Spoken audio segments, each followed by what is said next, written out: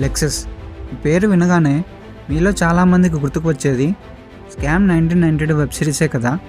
ఎందుకంటే ఈ వెబ్ సిరీస్లో మెయిన్ క్యారెక్టర్ అయిన హర్షద్ మెహతా యూజ్ చేసేది ఈ కారే కాబట్టి. అప్పట్లో ఈ కార్ని పర్చేస్ చేయాలంటే మీరు ఇంకొక హర్షద్ మెహతా అయినా ఉండాలి, లేదా అంబానీ కొడుకైనా ఉండాలి. ఎందుకంటే ఇది ఒక ధనవంతుల కార్ కాబట్టి. అప్పట్లోనే ఈ కార్ యొక్క ఖరీదు 55 lakhs ఉండేది. అయితే ఇంత లగ్జరీ కార్ని మ్యానుఫ్యాక్చర్ చేసింది ఎవరో తెలుసా? ఒక జపానీస్ కార్ కంపెనీ అయిన టొయోటా.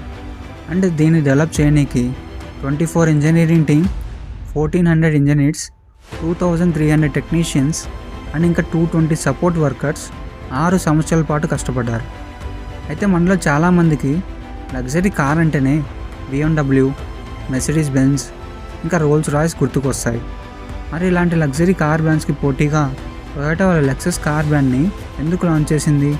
అండ్ ఈ కార్ వల్ల 1990sలో మెర్సిడీస్ బెంజ్ అండ్ ఇంకా BMW సేల్స్ ఎందుకు పడిపోయాయో తెలుసుకోవాలనుకుంటే ఈ వీడియోని స్కిప్ చేయకుండా చివరి వరకు చూడండి.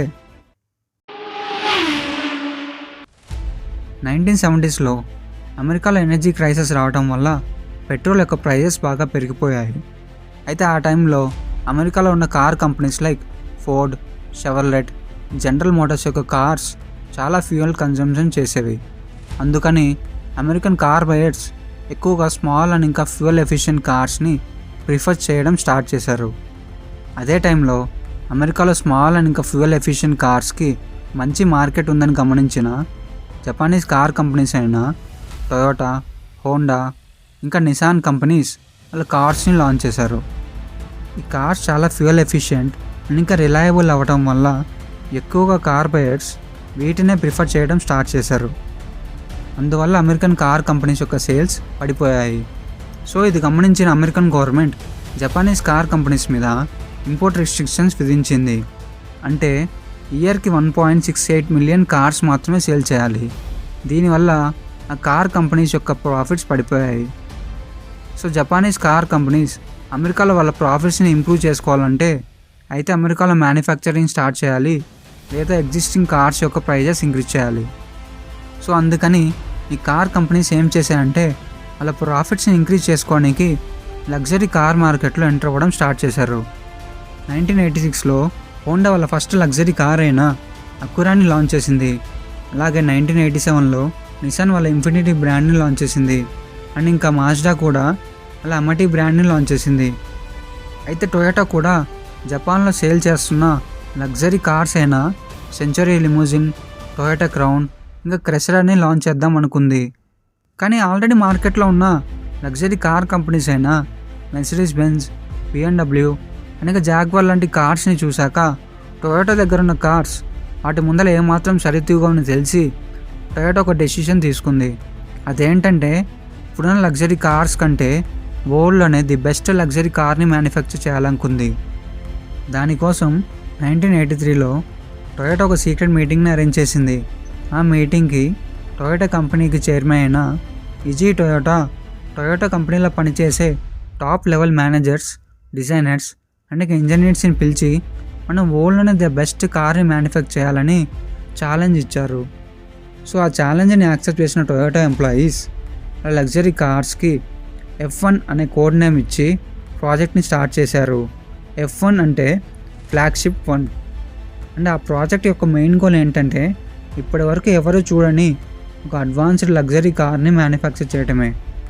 దీనికోసం టొయోటా ఒక స్టడీ టీమ్ని 1985లో నార్త్ అమెరికాకి పంపించింది. ఎందుకంటే టొయోటా నార్త్ అమెరికాలోని లగ్జరీ కార్ బయర్స్ యొక్క లైఫ్ స్టైల్ అండ్ వాళ్ళ మైండ్ సెట్ తెలుసుకోనికి. అండ్ అలాగే టొయోటా ఆ టైంలో ఉన్న luxury cars like Mercedes Benz, BMW, jaguar లాంటి కార్స్ని బాగా స్టడీ చేసి వాటిలో ఏం లోపాలు ఉన్నాయో అండ్ ఇంకా వాటిలో ఏం ఇంప్రూవ్ చేయొచ్చు అని ఒక కంప్లీట్ స్టడీ చేసి ఆ రిపోర్ట్ని జపాన్లో ఉన్న డిజైన్ టీమ్కి పంపించింది. దీన్ని బేస్ చేసుకొని 1985లో టొయోటాలోని డిజైనర్స్ అండ్ ఇంకా స్టైలిస్ట్ కార్ని డిజైన్ చేయడం స్టార్ట్ చేశారు. దీన్ని డిజైన్ చేయడానికి 60 డిజైనర్స్ అండ్ ఇంకా స్టైలిస్ట్ 2 years పాటు కష్టపడి ఒక ఫైనల్ డిజైన్ని అప్రూవ్ చేశారు. దీన్ని టొయోటా ఎలా డిజైన్ చేసిందంటే అప్పట్లో మార్కెట్లో ఉన్న ఏ కార్ దీనికి పోటీ రాకుండా చాలా స్మూత్ అండ్ ఏరోడైనమిక్గా డిజైన్ చేసింది. అండ్ ఈ కార్ కోసం టొయోటా ఒక కొత్త 4 లీటర్ V8 ఇంజన్ని డెవలప్ చేసింది. ఇది 241 bhp హార్స్ పవర్ని జనరేట్ చేసేది. అందువల్ల ఈ కార్ 233 కిలోమీటర్ స్పీడ్ని అందుకునేది. అండ్ అంతేకాకుండా ఈ కార్ చాలా లైట్ వెయిట్గా అండ్ చాలా క్వైట్గా ఉండేలా టొయోటా చాలా జాగ్రత్తలు తీసుకుంది. అండ్ ఈ కార్ చాలా లగ్జరియస్గా ఉండడం కోసం దీంట్లో లెదర్ సీట్స్ వాడారు. అండ్ దీని ఇంటీరియర్స్ చాలా ప్రీమియంగా ఉండాలని టొయోటా యమహా పియానో మేకర్స్ వాళ్ళ హెల్ప్ తీసుకుంది. అండ్ అంతేకాకుండా అప్పట్లో ఏ కార్లో లేని advanced features like memory system, steering wheel and seat belt, height position and advanced audio సిస్టమ్ని యూజ్ చేశారు. జూలై 1985లో ఈ కార్ యొక్క ఫస్ట్ ప్రోటోటైప్ రెడీ అయింది. అండ్ టొయోటా దీన్ని ఎంతలా టెస్ట్ చేసిందంటే ఈ కార్ యొక్క టాప్ స్పీడ్ని టెస్ట్ చేయడం కోసం ఈ కార్ని 1986లో నార్త్ అమెరికాకి పంపించింది. అక్కడ ఈ కార్ యొక్క కంఫర్ట్, హ్యాండ్లింగ్ అండ్ ఇంకా స్టెబిలిటీని 10 months పాటు టెస్ట్ చేశారు. అండ్ ఆ తర్వాత 1987లో టొయోటా ఈ కార్ యొక్క ఆడియో సిస్టమ్ని టెస్ట్ చేయడానికి కాలిఫోర్నియాకి పంపించారు. అక్కడ ఈ కార్ యొక్క ఇంటీరియర్స్ అండ్ ఇంకా ఆడియో సిస్టమ్స్ని నార్త్ అమెరికన్ కార్ బయర్స్కి తగ్గట్టుగా డెవలప్ చేశారు. అండ్ అంతేకాకుండా 1987, 1988లో టొయోటా ఈ కార్ యొక్క anti lock braking system and traction control సిస్టమ్ని టెస్ట్ చేయడానికి వింటర్ సీజన్లో స్వీడన్ ఇంకా కెనడాకి పంపించింది. సో ఇంతలా టొయోటా ఈ కార్ని ఎలాంటి క్లైమేట్నైనా తట్టుకునేలా డెవలప్ చేసి టెస్ట్ చేసింది. అండ్ ఇంత లగ్జరీ కార్కి టొయోటా వాళ్ళ బ్రాండ్ నేమ్తో లాంచ్ చేస్తే ఎక్కడ ఈ కార్ యొక్క ఇమేజ్ పాడైపోతుందోనని ఈ కార్కి లెక్సస్ అని పేరు పెట్టింది. ఎందుకంటే అప్పట్లో టొయోటా చాలా కాస్ట్ ఎఫిషియెంట్ కార్స్ని లాంచ్ చేసేది. సో టొయోటా ఈ కార్కి లెక్సస్ LS400 అని నేమ్ పెట్టి జనవరి 1989లో నార్త్ అమెరికాలోని డెట్రాయిట్ ఇంటర్నేషనల్ ఆటో షోలో లాంచ్ చేసింది. అండ్ అప్పట్లో ఈ కార్ని చూసిన వాళ్ళంతా షాక్ అయిపోయేవాళ్ళు. ఎందుకంటే ఈ కార్ చాలా స్లీక్ డిజైన్తో అండ్ ఇంకా చాలా లగ్జరీ క్యాబిన్తో ఉండడం వల్ల అప్పట్లో ఇది చాలా కార్ బయర్స్ని అట్రాక్ట్ చేసేది.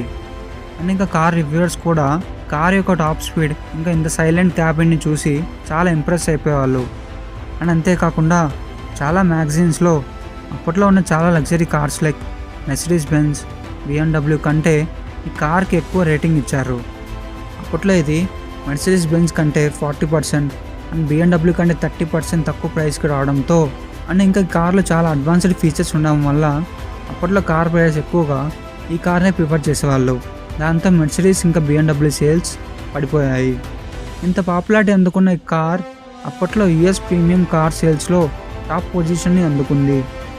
అండ్ తర్వాత లెక్సస్ 1992లో సెకండ్ జనరేషన్ లాంచ్ చేసింది. ఇందులో బ్రేక్స్ అండ్ హ్యాండ్లింగ్ సిస్టమ్ని ఇంకా ఇంప్రూవ్ చేసి కొత్త డిజైన్తో లాంచ్ చేసింది.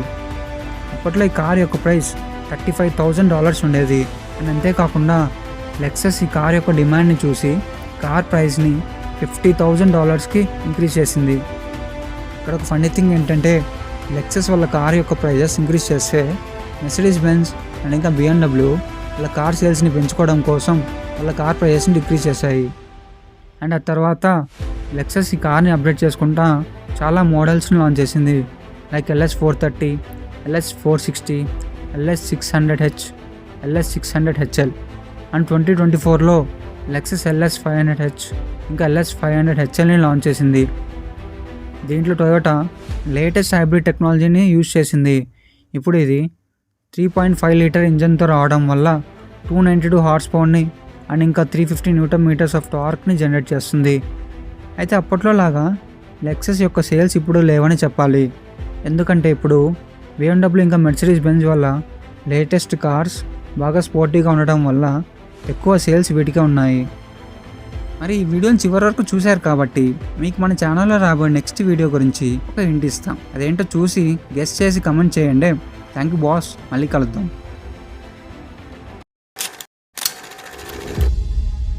Finally, we decided that we could actually make a purpose-built Royal Enfield, which is for the Himalayas. What we wanted to do was to create a motorcycle that would just use the energy of the Himalayas and go with the flow of the Himalayas rather than trying to dominate them. And that was the entire starting point of our thinking for the Himalayan.